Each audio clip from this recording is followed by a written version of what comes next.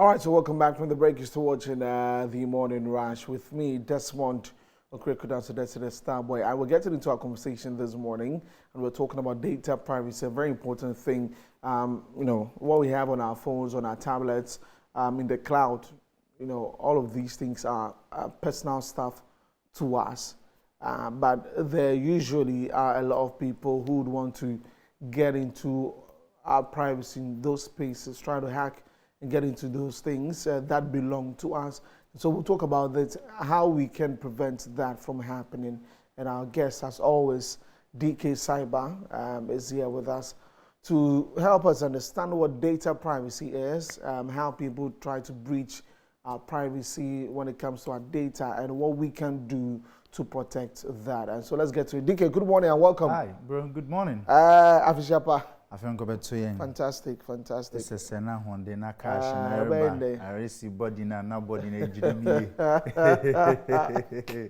Anyway, Black Stars, did you watch the game? Yeah. You watched it? I was actually working and also watching. Yeah, so but I didn't want to give it full attention because I'm coming to me under.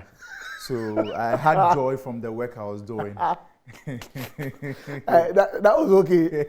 So you didn't watch the full game like us. No. Charlie, anyway. It was actually. It's quite sad. It's tough morning to wake up to Charlie. I'm sorry about Anyway, let's talk about data privacy. Yeah. We know data is information, right? Yeah. And a lot of us have our details, things that we are working on that we do not want everybody to have access to. But there are some people who want to breach that and get into those spaces. First of all, what do we consider as a breach of data privacy? All right, thank you very much and good morning. And I take this opportunity to wish good people Afishapa.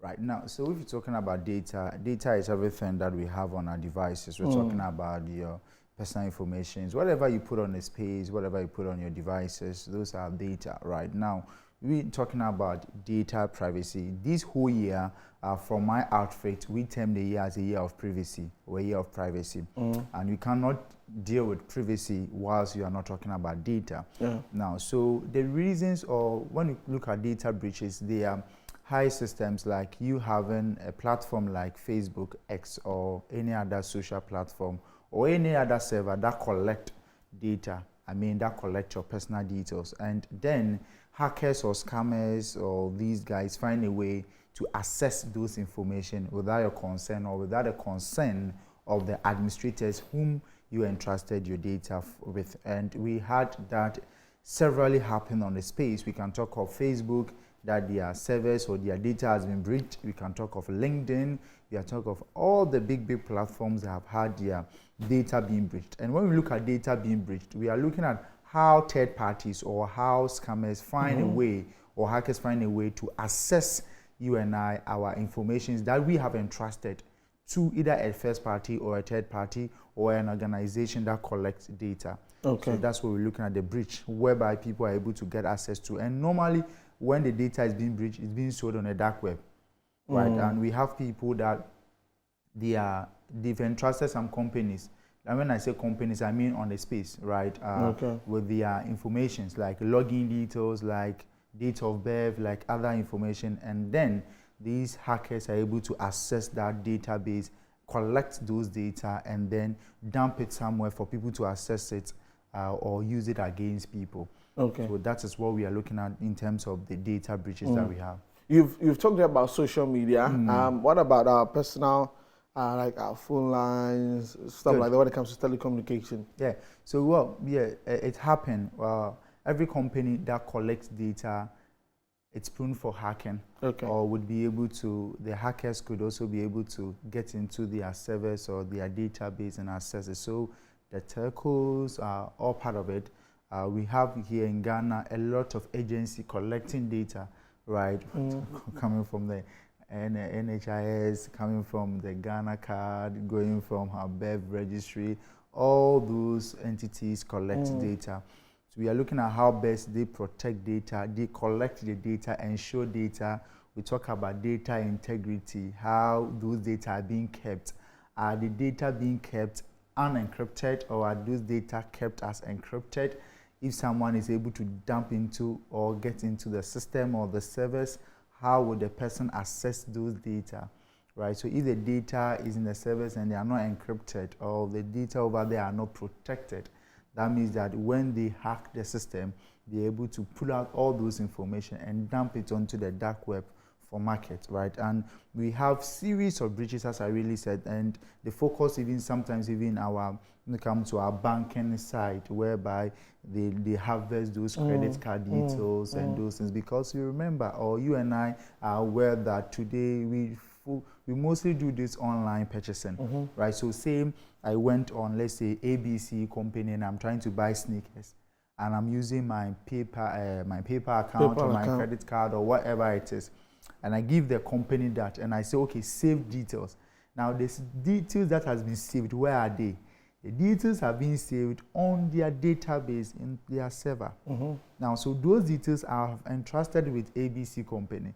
Now, a hacker sitting somewhere could be able to find a way to hack into those systems, pull out those information, and then by the time you realize the amount you had on your the card has been taken off and all those things. So that is the danger that we are looking at when talking about data privacy. But however, when it comes to our mobile devices that we use, we have a lot of breaches on it, coming from all the social engineering attacks, whereby we intend to click on anything.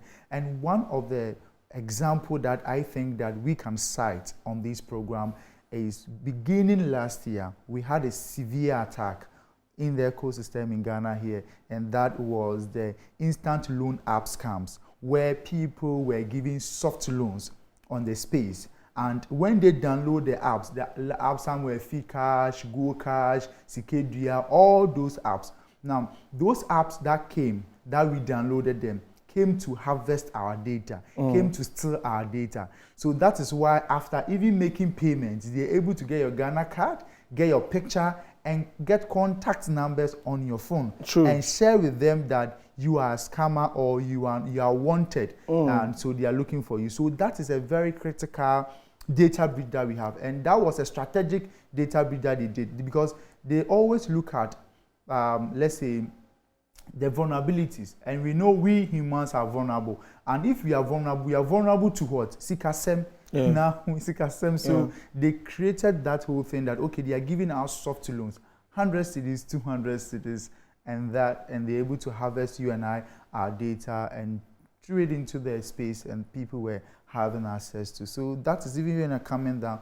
Just some of the data breaches that we could have in the country, Ghana here. I am very excited that you brought up that bit about sending that has happened to me before. I don't know how they got my contact. After the transaction or whatever thing happened, then they send out messages to people that, even when you had finished paying, send out messages to people and say that, oh, this person, and you are wondering, how did they get my contact? Because I'm not sure that I sent my contact out to anybody. And in that sense, just opposing that to you talking about the bank details, that is what a lot of the young guys out there are using to defraud people, right? So knowing this, how do we protect it? Because whichever way, you'd have to give out your bank details. Whichever way, you'd have to put in your logins for something. So how do you say that you won't put in those details there? All right, thank you very much. Good. Well, I bank with Bank A. Now, I should be able to download that bank app from the official website. Now, however, after that, I'm trying to get soft loan from the space. Now, any app I download, I should be able to read the privacy terms or the policies that are governed. Now, if you could check, those apps came. Now, when you are installing the app, they tell that they are getting access to your contact. Getting access to your media means a lot. Now, we have people that they have even screenshot their password. They have people that they have screenshot their card because they don't want to transport it around. And an app that is just giving you soft loan is accessing your media. The media means that your pictures, the gallery, whatever you have. And this is the case too. You have screenshot your personal card and all those things. All of those so things. that means that right after you have installed the app dumps everything on your device to them. Now, so the protective aspect here is that you have to be responsible for whatever goes on your phone. I tell people that the phone is ours. One thing that we don't ensure is that before you get a vehicle, you go for driving school. But when you are getting a phone, using these phones, you don't go for any training on the phone because we believe that we can use the phone by just navigating through. But today we've seen that they are more to what we think. They are more to what we do on our phone. So when those apps, when you're installing the app, we said that review the app. What is the app going to do for you? The app is just a photo editing app.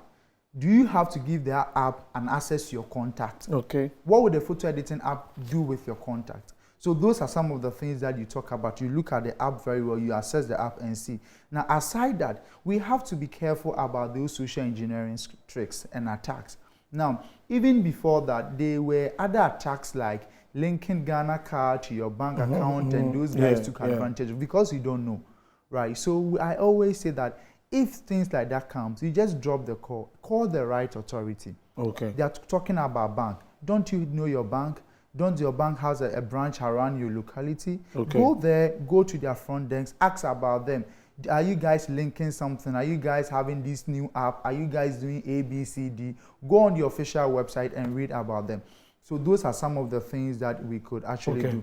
Now, aside that too, we should also be very careful about the links that we click. Very, very important because 2024 is a year of privacy. Okay. Shouldn't give out any information. All right, very important. Thank you very much, DK. But I mean, just a quick one, short. Do we have a good national data protection base? Yeah. So to some extent, yes, they are doing their best. So we have the Data Protection Commission, right? That is set to regulate all the companies that collect, process, and analyze data in the country. And they give out certification to those companies that regulate. So if you are a data collecting organization and don't have that certification, that means that you are lacking and the law can deal with you because from 2012, the act was set. And the commission was set up. So yes, Ghana, we are doing our best. But you see, when it comes to technology, we always start from somewhere and getting somewhere, right? I believe that they are on course, but we need to give it a more good budget. Okay. I think the whole thing is that let's get a good budget for our tech space. Okay. And things will be right. DK, thank you very much for coming in this morning. DK Cyber, of course, cybersecurity analyst with Cyber One Defense. Yes, Defense, Cyber One Defense. So please check him out and on social media and all other platforms.